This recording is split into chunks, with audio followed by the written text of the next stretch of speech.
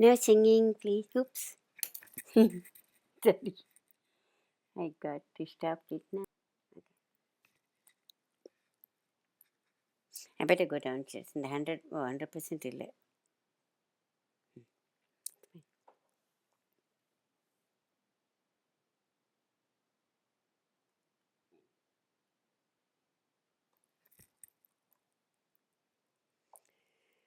Hello, class. We are in the last lap of basic bioinformatics course. I know within 15 days you're going to have your exam starting. So I'm just going to take a quick look at your curriculum for basic bioinformatics. And I'm not going to go through that, but I can tell that either Tyagarajan sir or Shubhada ma'am or myself have covered pretty much everything that's there in all 5 units, with Tyagarajan sir doing unit 1 completely and Shubhada ma'am doing unit 3, and part of the unit 2, Tyagarajan sir must have just completed PAM and Blossom matrix. Okay, so you have some idea about sequence alignment algorithm.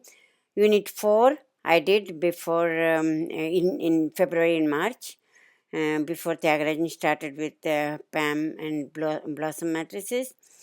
We have done Upkuma, we have done neighbor joining. So we are almost at the tail end of the curriculum. The only thing that's left is, what is it? I think you guys know. It is hidden Markov model that's sitting right here at the end of the course here. Okay. So of course you are getting too many algorithms, too many alignment programs. Why do we need all this? That's what you're asking, I know. And you're saying why we need HMM when we have dynamic programming algorithm and such an optimized multiple sequence alignment methods and everything. So I'll tell you why do you need one more method and what is the advantage of hidden Markov model and a little bit about the basics and the concepts behind it. Okay.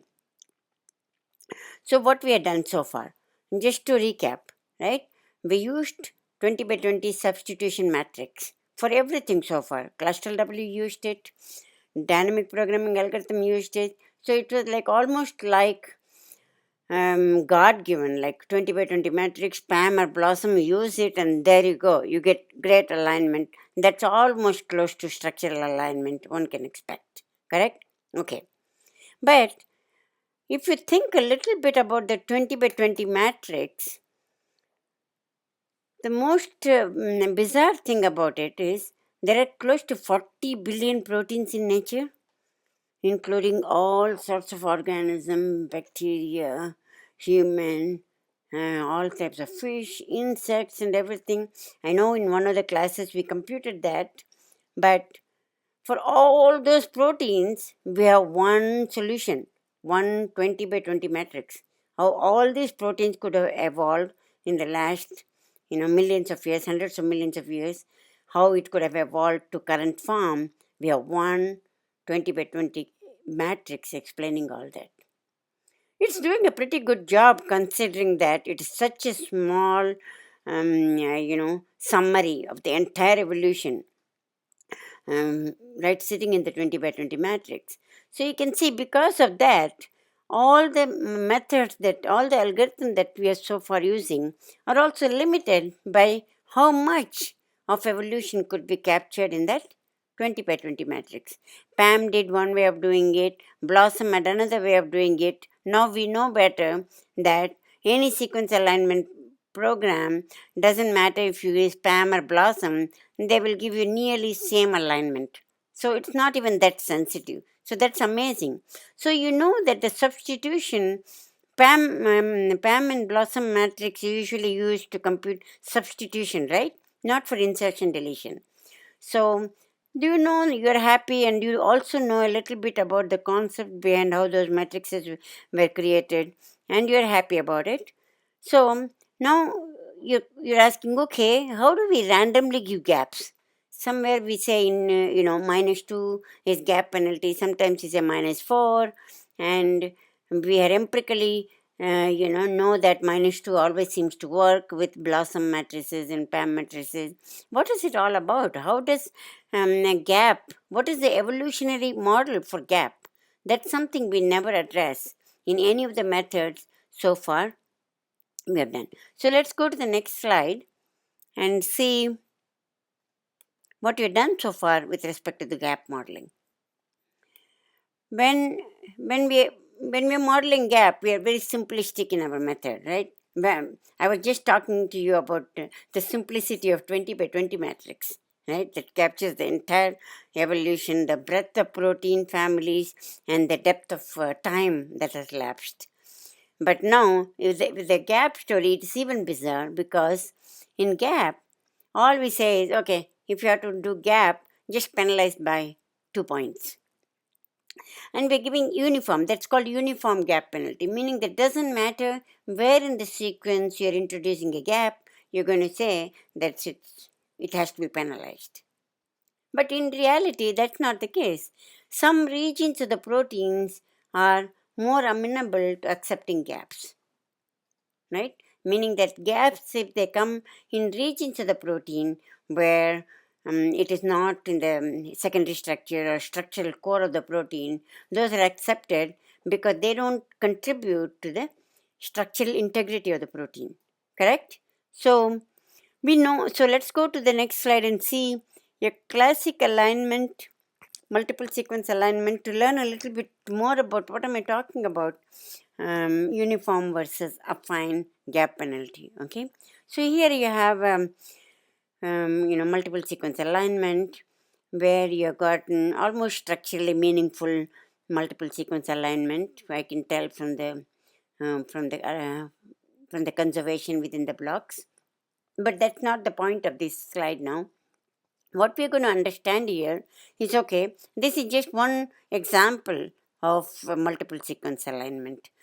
It doesn't matter which protein family you're creating multiple sequence alignment for, there are some common features you're going to observe. What are those common features? There are conserved blocks, correct? Do you see conserved blocks?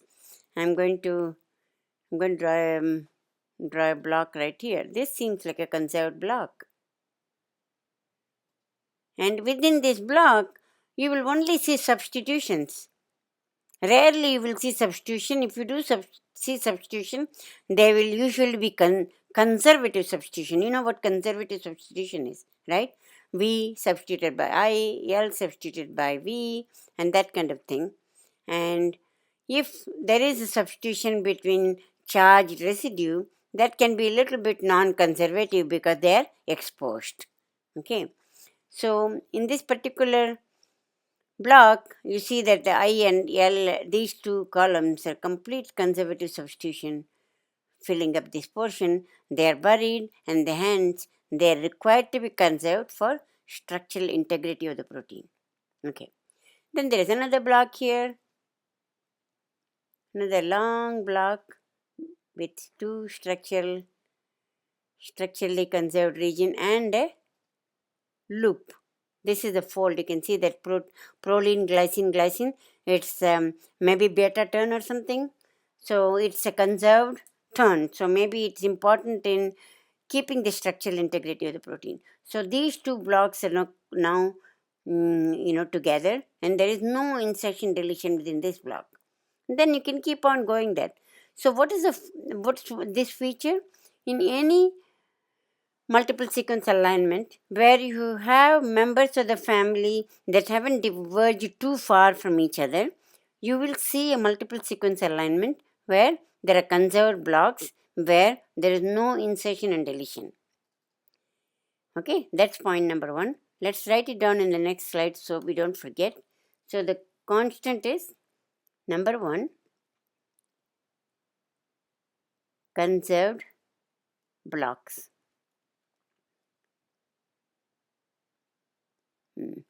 Excuse me, hold on 1 second.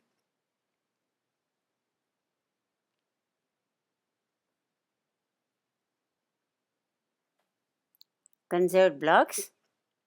What is the other feature? Let's go back and look at it.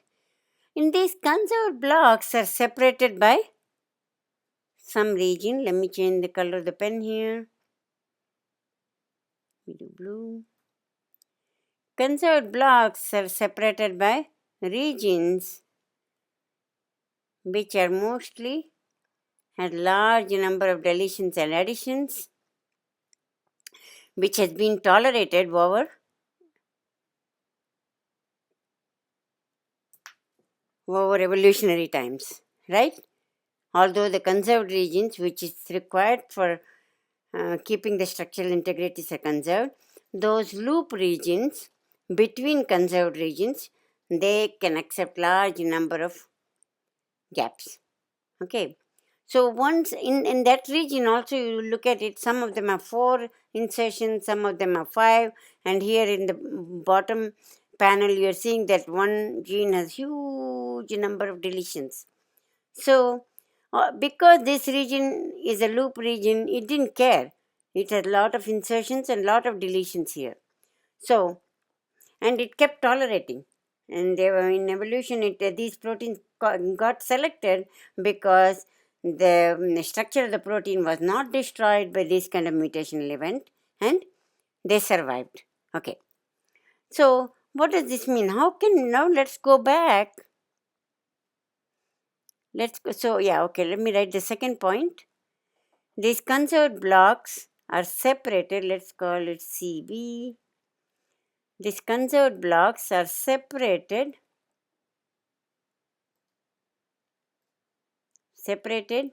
by regions with indels. Indels is usually the words we use for insertions and deletions. Okay. So, from looking at it, you can tell that within the loop region, which these are called loop region, okay, these are called conserved region. Within the loop region, there are the number of deletions vary very much, right? Meaning that some places you have 4 or 5 deletions, in some proteins there are no deletions, and so on and so forth.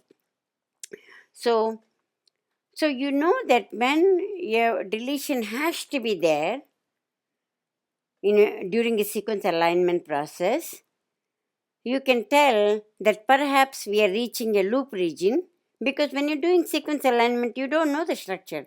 So you're going to have to infer from the sequence alignment that where the conserved, structurally conserved regions are going to be and where the loops are going to be, correct? Okay. So when you are forced to put a gap, meaning that anything else really changes the score drastically, and the gap is what is tolerated, has the least change in score, you're going to accept that. What it means is you can infer now that because I have accepted a gap there, maybe it is in a loop region. So you're going in reverse now. So now in the sequence alignment, every time you're putting a gap, you're going to think that, maybe because we are in the loop region. Okay? What are the properties of loop region? Loop region is much more tolerant of insertions and deletions. What does it mean? Means that once you've inserted a gap, that means elongation of the gap should not be penalized as much, because now you know you're in the gap region. Correct? So that is the whole concept behind affine gap. In affine gap, so uniform gap penalty, we have done that in dynamic programming algorithm. We are trying to understand affine gap penalty. What does it mean, and what is the conceptual reason for doing that? Okay, the concept is what we just went through. So you have already given a gap during multiple sequence alignment in that region, and because you started a gap, from your own experience, you know that you started a loop region. Within the loop region, you know there can be more than one gaps, it doesn't matter. So additional gaps, if you have to force it in there, you're not going to penalize it as the starting gap. So you, in the affine gap penalty, you will have a begin gap penalty, or gap insertion penalty, you can say, gap insertion penalty. which you can penalize it highly, say 4 or -4. Again, I was very disappointed. I think you guys got the email from me, correct?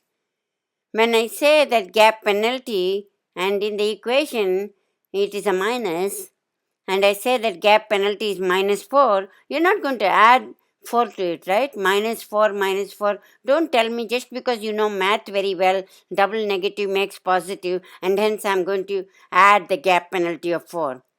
That's not correct. That means you don't have any idea what we're talking about in sequence alignment. I think all of you got the message from my email after the test, right? Okay? So, anyway, penalty is minus. So, sometimes you can say use gap penalty -4. That doesn't mean that you're going to add 4. Okay? Again, I'm saying that. That's really crazy because you're not getting the concept. Okay? So, anyway, so gap insertion penalty is going to be 4, and then we are going to have gap extension, call it penalty or whatever. I'm going to say -2. So what does it mean? Again, I'm going to go back to your previous slide. Oops, sorry. Go back to your previous slide. I'm saying that in this particular example, suppose here I have to give a gap, this region. I'm going to put a dot there in a different color.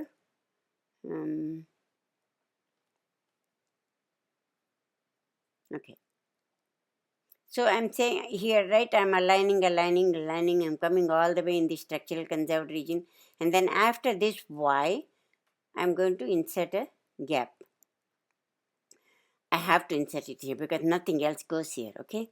So if that's the case, I'm going to say, okay, add -4 because I'm starting a gap. But subsequent gap, you see subsequent gap, I'm going to put a dot on top of it. Subsequent gaps. Now that I've already started a gap, for subsequent gap, I'm going to say only -2. It's okay to accept gap in this region because I've tolerated the first gap. Okay, that is closer to evolutionary model for gap. So you guys are getting the affine gap? Let's do a small exercise on this using Blossom matrix. I'm going to give you a sequence alignment and I'm going to give you a affine gap penalty. You quickly find out what is the score. Okay. Here is an assignment you can do in the class right now. I have inserted a Blossom 62 matrix and then I have given you an alignment. You're going to compute the total score of it using the Blossom 62 matrix, and you're going to use the affine. Hold on one second. You're going to use the affine gap penalty. Affine gap penalty of gap insertion penalty is -8 and gap extension penalty of -2. Okay, so let's compute this right now in the class. Take 5 minutes to do that. That way you understand how to compute scores using affine gap penalty. Okay, before I move with HMM, we need to know this.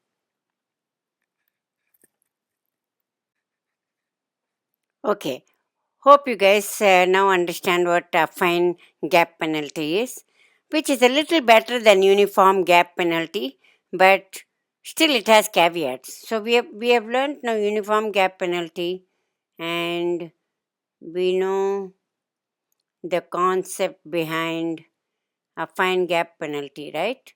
Uniform gap penalty assumes that gaps are more rarer, more rare in evolution than substitution. That's why you're penalizing whenever you're aligning two sequences. You want to maximize alignment of an amino acid against an amino acid rather than give gaps. That is logic or concept behind uniform gap penalty. Between the affine gap penalty again, it's not perfect, because the first gap, when you're inserting it, you don't know whether you're inserting in the right place or not. But once you've inserted it, you're assuming that, oh, I'm in the loop region now, so I'm okay to extend the gaps, right? So if you are in the loop region, then you're okay. What if you're not in the loop region? You're in the structurally conserved region. Then still affine gap penalty doesn't solve our problem of where to keep gaps. Because still gap insertion, you don't know where it's happening. And that is where hidden Markov model comes in. Hidden Markov model is the first, in my opinion, is the first to model gaps properly for gene families. Because gaps are a function of gene families. It's not substitution matrix. 20 by 20 matrix is not family sensitive. It can be applied to any protein family, align any protein families. But gaps, you can't do that. Because within each protein family, gaps occur at a specific region depending on the secondary structure, depending on its 3D fold.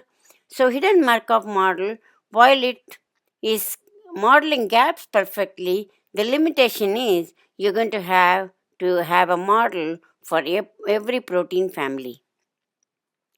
So, at the cost of sensitivity, we are losing a global evolutionary model. Okay, in the blossom matrix and PAM matrix, at the cost of sensitivity, you are getting a global evolutionary model. Okay, that's the only thing. So now the reason why I'm hammering at that point is, if you're wondering why do we need so many methods, the reason for that is it's hard to bring sensitivity and global evolution into a single model. Okay, so that's the reason. Okay, in hidden Markov model, what do I mean by saying that the gaps are modeled? What do they do more than the affine gap penalty, right? Let me go to the next slide where I have copied the same alignment that I was using, multiple sequence alignment, and I'm just using one panel. What did we say when you have multiple sequence alignment? There are two properties we said, right? One property is you have conserved regions where there is no insertion or deletion accepted during evolution, and then these conserved regions are separated by loops.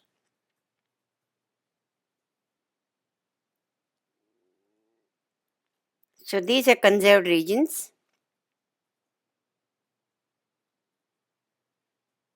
and they are separated by loops. And all the indels, insertion deletions, are usually concentrated in the loop region, because that's where the structure is least likely to be disruptive when you delete and add.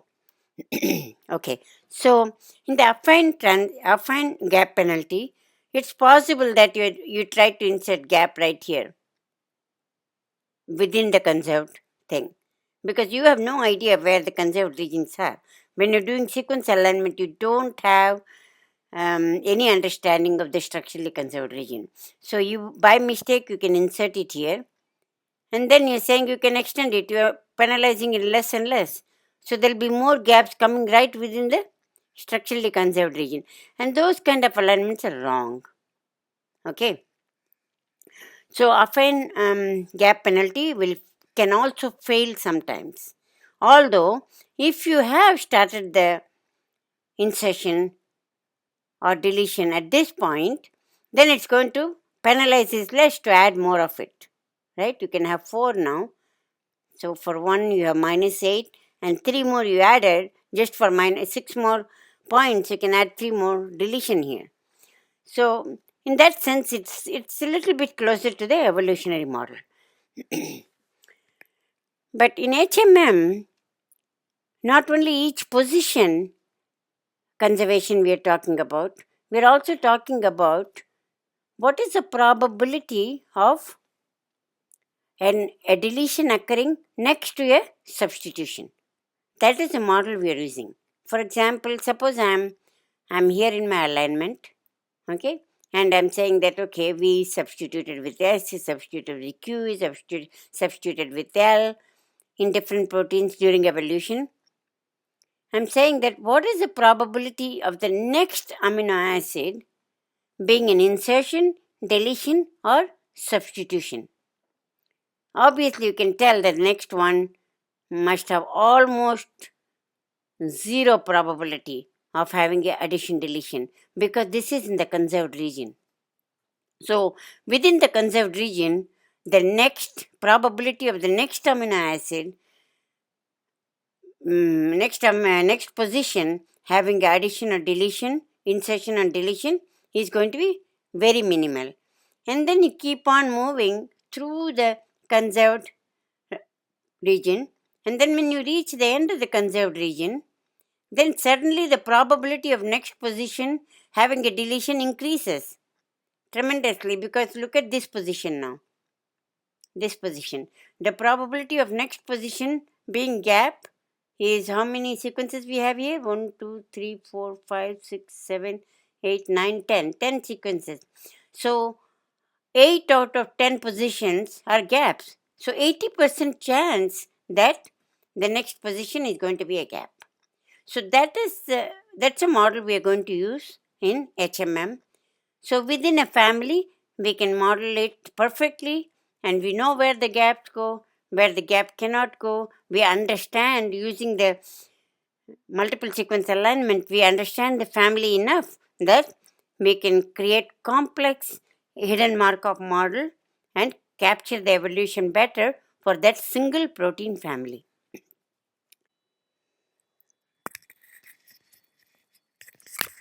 To know hidden Markov model, to understand it, especially in the context of predicting the protein family for a given sequence, we need to understand probability in a slightly different way. I know Srivatsan sir must have taught you not only probability but also Markov chain and everything. I'm going to start with that. It will be almost like a refresher. Maybe he didn't do it. So in that case, you will get it very easily. Okay, I'm trying to put the probability and tell you what a sequence of event means in terms of probability. Okay, so suppose you have a coin C1, let's call it coin C1. This can emit head or tail, and this is the real coin. So you have a 0.5% chance it's head, 0.5% chance it is tail. Okay, so what do you mean by sequence of events? Okay, this coin you can throw it 100 times, and every time when you throw it, you note down the event. First time I threw, I got a head. Second time I threw, I got a tail. Third, I got a head. And it's not going to alternate, although it's 5%, right? Sometimes it's going to be head, head, even head. And then it's going to be tail. Then it's going to be head, head, head. You already see that it's getting less and less likely that it can be head all the way like this with a coin like this, right? But suppose by chance you got this, then you got a tail, and then head, then head, and then head. For some reason you're getting more head with this coin. Okay, that's fine. But now you can say, okay, I got this chain of event. You can tell your friend, hey, I got this chain of event from this coin. Okay. She's going to compute the probability. How is she going to compute the probability? She's going to say that 0.5 times 0.5 times 0.5 because all of them are 0.5, right? So 1, 2, 3, 4, 5, 6, 7, 8, 9, 10, 11, 12, 13, 14, 15, 16, 17. So it's 0.5 to the power 17. I think I did it right. Correct? Yeah. Okay. Yeah. So this is the probability. Okay. Now, suppose she has another coin in her pocket, C2, which has the probability of head 0.75 and tail 0.25. Okay. Now you're saying, okay, I got this. Oh, gee, I don't know. Maybe I used this coin or that coin. I forget. Okay. I don't know which coin I might have used to get this sequence. So, can you tell which coin? How are you going to do it? This probability is coming from assuming that C1 is throwing this sequence of events. Now, you can, for the same sequence of event, you can compute what will be the probability if C2 has thrown this event. In C2, what will happen? 0.75 times 0.25, 0.75 times 0.75 times 0.75, 0.25, and so on like that. So you will get some other number, correct? So out of this, the one coin that threw a maximum probability is the coin most likely to have been used in this sequence of event. So in many ways, you can predict the most likely coin to a given race to this kind of a sequence. You cannot predict what the probability of the coin would be, but knowing that there are two coins, one of them was used to throw these event, you can say which is more likely to be the coin that threw. In this case, it will be C2. Because when you multiply this, which you can do in your calculator or phone or whatever, you will see that C2 will be maximum. Okay. So here, do you see something here? Very simple, right? It's not as complicated as the alignment and everything. Very, very simple example. Here you have coins where you know the probability of head and tail, and you have an observable. This is called observable sequence. This word you have to remember, observable, because it's going to come more often. So this is a kind of probabilistic model. So you have an observable, and you're saying that I can tell which coin could have thrown out of the 2 coin, out of the 3 coin, as long as you have n number of coins where you know the probability, you can say which coin is more likely to have thrown this sequence of event. Okay, so you have predicted, so in that sense, you empirically predicted from an observable which coin you have done that. That's pretty much the direction where we are going to go in the hidden Markov model case. But before that, we have another step to learn. Okay, another step is these two are independent events, right? C1 and C2 throwing this and this. First experiment, this is, we are assuming this is throwing this. In the second experiment, you are assuming this is throwing this. And you're computing the probability of the two. And it is saying that, oh, C2 is more likely. She couldn't have used C1 to do this. She must have used C2 to do this event. Okay. So that's fine. So now we are going to see Markov chain, because Markov chain, he extends this a little further and says that even in the dependent, when these two events are dependent, and it is throwing an observable sequence of events, still the observable sequence of events will be dependent on the dependent state. Okay, so let's look into the Markov chain. In the Markov chain, what happens is, now in the previous example, either I used C1 or I used C2. In the Markov chain, we are going to go into a model where I'm telling you I used C1 and C2 alternatively. C1 was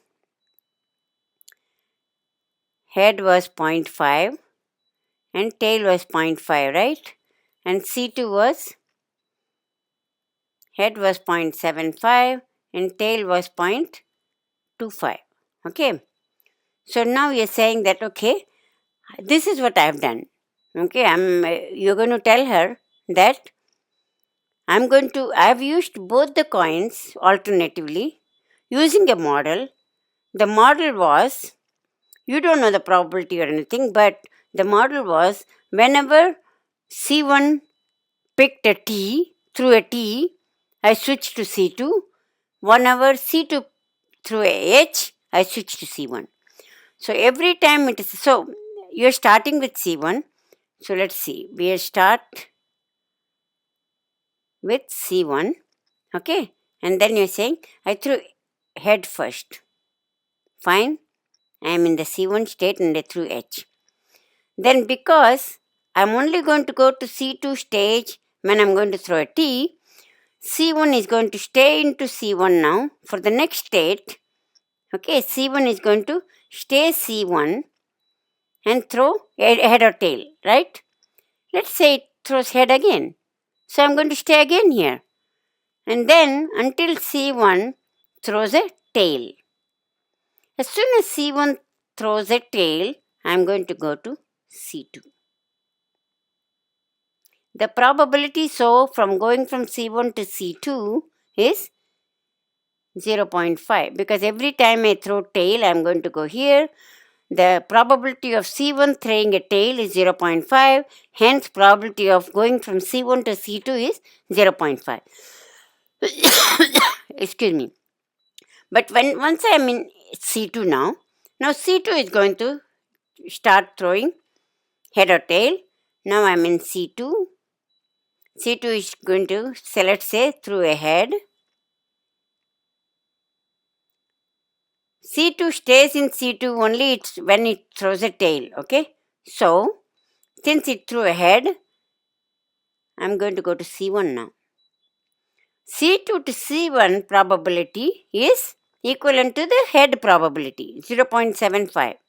Because every time C2 throws a head, I'm going to go to C1. C1 stays in C1 when it is a head, so this has to be 0.5. C2 stays in C2 whenever it's throwing a tail, so this has to be 0.25. Okay. C2 throw a head, so I'm moving to C1. Next throw is in from C1. Let's see, I threw a tail. Tail means I go back to C2. So suppose C2 threw a tail again, so I stay in T2. And another tail comes from there, I stay in C2. Head comes from there, I shift to T1. So do you see here, there is a memory of who is going to come next based on the probability of what C1 is going to do. So the C2 will wake up depending on what C1 is going to do. In that sense, C1 and C2 are two dependent states. Okay, C1 and C2 are two dependent states, and the probability of C1 emitting head and tail, you know that. Probability of C2 emitting head and tail, you know that. Probability of C1 staying in C1 is 0.5. Probability of C2 staying in C2 is 0.25. And C1 to C2 is 0.5 and C2 to C1 is 0.75. So this event, C2 is throwing a head, so I'm going to C1 and I'm throwing a head. So this is an observable. Again, the same thing. Remember that, okay? Observable. So you have an observable sequence from this machine. This is a machine. You have just constructed a machine with two coins which behaves in a known pattern. You can write a program to asking it to throw head and tail. I think you should, I know exam is coming now. There's not much time for assignments, but one could write a program for any kind of a machine like this, right? Okay. Now you're saying that, okay, I got an observable here. I know the states here too because I know I started from C1 and I know how the whole thing goes. And based on this observable, I know how I moved from through this machine, correct? Okay. You have an observable now. I am saying that you do not know the states. You do not know the states, correct? So you don't know the states. How would you compute the probability of this, right? So if you know the states, how would you compute the probability? Let's first figure out. How will you compute the probability? C1 is throwing H, so this is 0.5. C1 is staying C1. So last time, remember, we did not have transition probability. Now we have a transition probability. So now C1 through H, which is 0.5. Now C1 stays C1. So hence it is times 0.5. And then now C1 is going to emit H. So again 0.5. Now C1 stays C1 against 0.5. C1 is emitting T 0.5. Now C1 is going into C2, that is 0.5, and so on. So you see that you're not only accounting for emission probability, you're also multiplying transition probability. So you get a number. That's a probability that this machine has thrown this observable. If you remember in the last one, there was no transition probability. These were independent. So all you had to do was multiply the emission probability of each one of them to compute the full probability. But in this case, since these two are dependent event, you are multiplying emission probability times transition probability times emission times transition times emission to get the probability that this observable was thrown by a machine like this. Okay. Now suppose I didn't know these states. These are called states, right? C1 and C2 are states. Suppose I did not know the states. The important thing to know from the Markov chain, that is the biggest contribution of the Markov chain, is that this sequence of event has the characteristic of this machine. Means a machine gets stabilized the same way as the probability gets stabilized with a large number of throws in a coin, right? Meaning that if you throw a coin, fair coin 100 times, you know that 50 times it's going to be head, 50 times it's going to be tail. You do it 200 times, again the ratio remains the same. So what Markov said was similar ratio of a state being in C1 and C2 stabilizes even in machines like this. Yeah, machines like this are called dependent, right?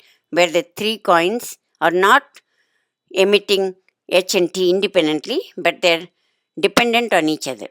Okay. So now, according to Markov, this chain is most likely to have been emitted by this machine.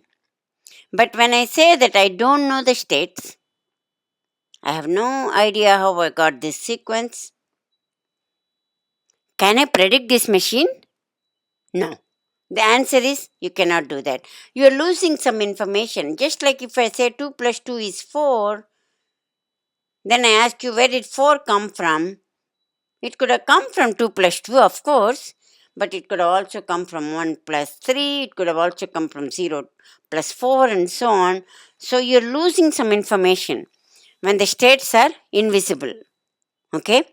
So you now have a sequence which captures the model, but now it's hard to predict what the model would have been knowing this sequence. But you know what? If I tell you that here is another model, C1, where H is 0.1 and tail is 0.9, and I have another coin C2 where head is 0.3 and tail is 0.7, and the transition probability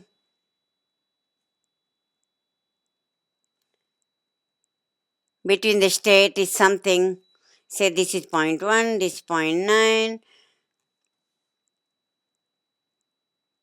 then this is 0.1 and this is 0.9. You can now compute the same observable probability of the same observable coming out of this machine. So let's call this machine 1 and machine 2. The same observable, is it whether machine 1 emitted this sequence of events or machine 2? You can compute the probability and say that, hey, most likely it was machine 1 that threw this set of events. Okay? So in HMM for sequence alignment, it's a very similar story. Can you already see the connection between this and sequence alignment? I hope not. Okay, but I'm going to mention it. It's going to get very exciting. In protein sequences, what do we have? When we start with, we have a protein sequence and we want to know which protein family it belongs to. Correct? That's the question you're asking. Okay. And your protein sequence is exactly like the observable here. Okay, you are observing a sequence. You have a sequence. That is your observable. Now you're going to see, oh, I don't know which protein family it belongs to. Only if I had a model of every protein family, I could compute the probability like I did here. We had two machines, two models, and I can tell which model could have thrown this. If I had only model for every protein family, if there was a model, I could easily compute and say which model my sequence fits the most. That's exactly what we are doing in HMM model. So we are creating a model, hidden Markov model, for every protein family and keeping it in a database. So can you imagine that? So there is a database called PFAM. Are you getting it? Are you with me? PFAM,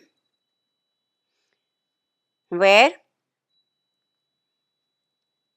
more than 10,000 protein families, when I mean families, protein folds, okay, protein folds for which multiple sequence alignment like cluster W like program has been used to create a multiple sequence alignment, and that alignment has been used to create a model. Model meaning exactly models like this 1 and 2. So each protein family, each cluster W multiple sequence alignment is capable of creating a model.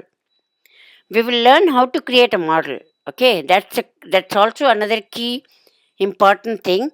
But let's assume now that we have created all the 10,000 model that's sitting in the PFAM database. You can actually go to the PFAM database on the web and look at these models.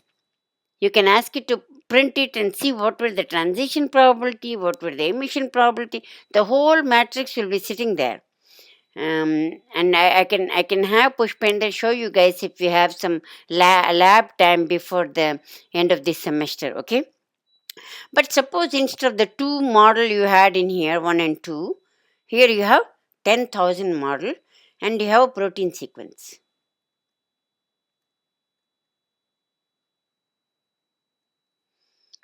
Now, just like as in the previous slide, if you have a model, you know how to compute the probability of this observable, correct?